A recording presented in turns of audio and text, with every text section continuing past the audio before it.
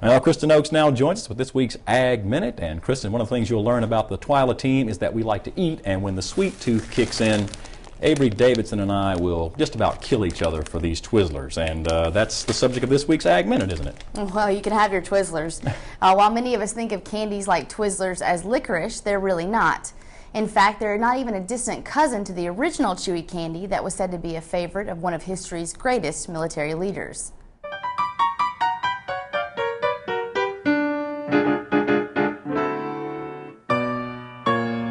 Like just about everything else, licorice can be traced back to the Egyptians.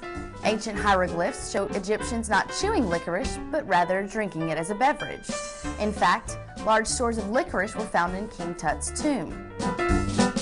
Another historical figure who enjoyed chewing on licorice root was the famous French general Napoleon.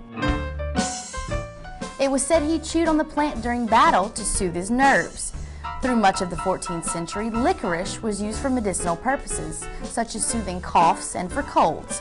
It wasn't until the early 20th century when the American Licorice Company of Chicago began making the rope-like candy that became popular at movie theaters and department stores.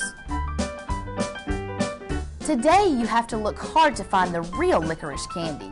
Products like Twizzlers mimic the texture and feel of licorice, but are much sweeter than its slightly more bitter-tasting namesake.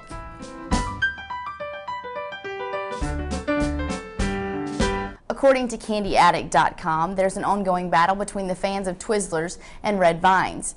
Twizzlers is made by Hershey's, while Red Vines is made by the American Licorice Company.